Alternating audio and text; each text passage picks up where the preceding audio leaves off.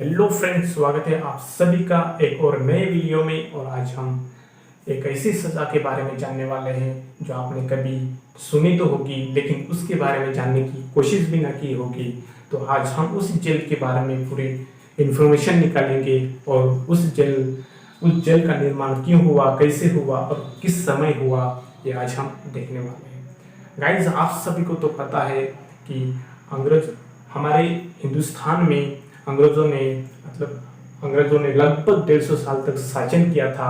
और उसी शासन के समय उसी जेल का निर्माण हुआ। और उस जेल का निर्माण करने का मतलब था, हमारे हिंदुस्तान के ऊपर अंग्रेजों का शासन था, तो उसी समय हमारे हिंदुस्तान भाइयों ने क्रांतिवीरों के रूप में क्रांतिकारी का निर्माण किया था और कुछ आंदोलनें किया था। बहुत सारे ऐसे अंग्रेजों के खिलाफ आंदोलन किया था। उसी आंदोलन को दबा के रखने के लिए अंग्रेजों ने उस जेल का निर्माण किया था। तो दोस्तों, वो सजा है काला पानी की सजा। क्या है वो काला पानी की सजा?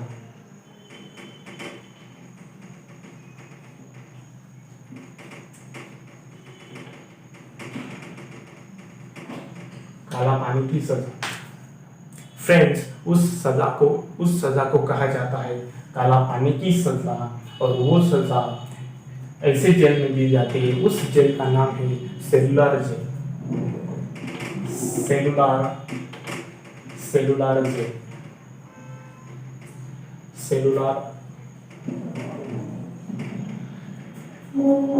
उस जेल का नाम है सेलुलर जेल।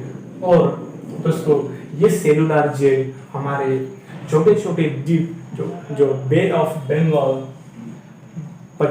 बंगाल का उपसागर कहा जाता है, उस महासागर में ये छोटे छोटे द्वीप मिलकर जो अंडमान और निकोबार द्वीप है, अंडमान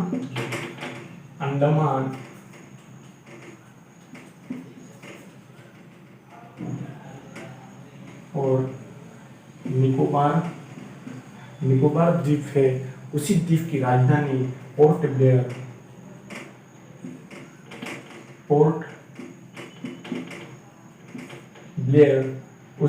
उसी अंडमान और निकोबार की जो राजधानी है पोर्ट ब्लेयर, उसी में ये जेल स्थित है।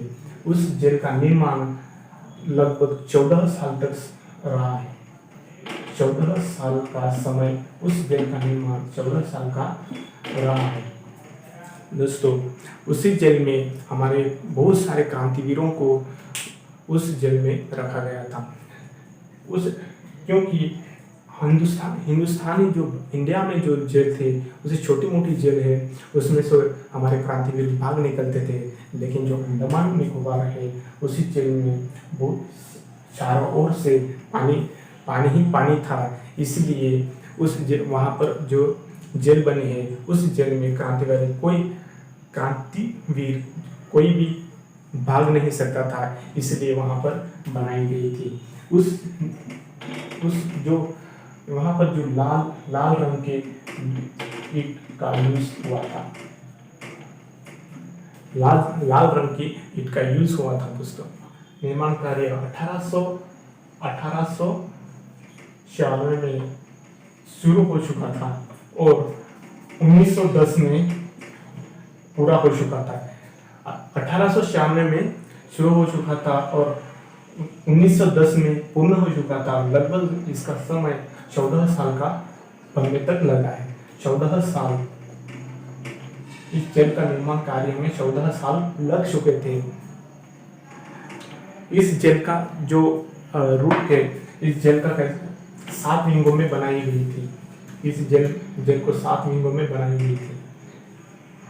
ऐसे बनाई गई थी।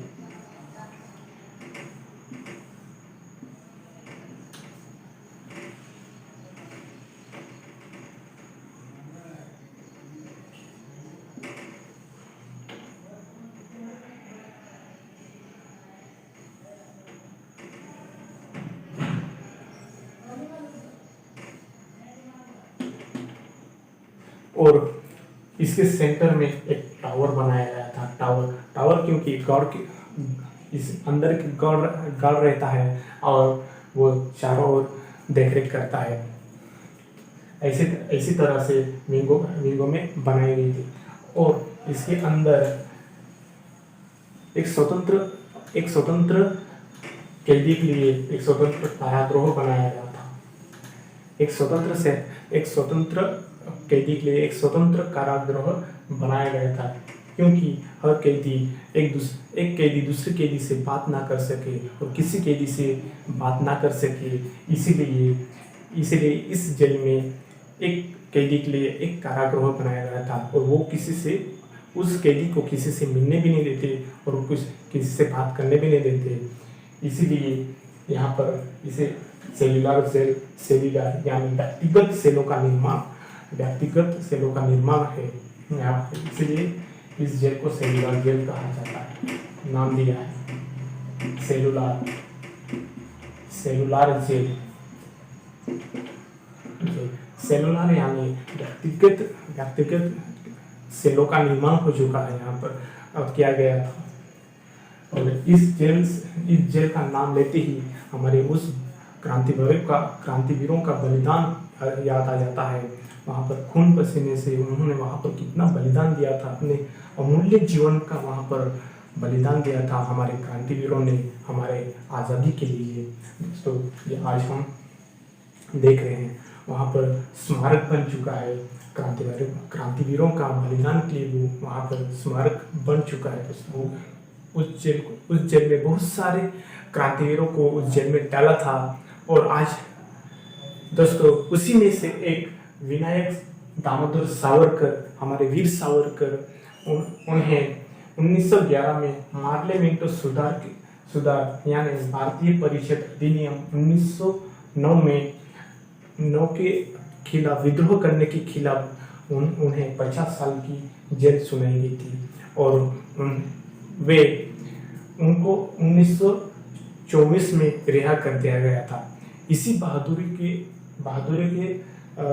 बहादुरी से उन्हें वीर उपनाम दिया गया था। दोस्तों।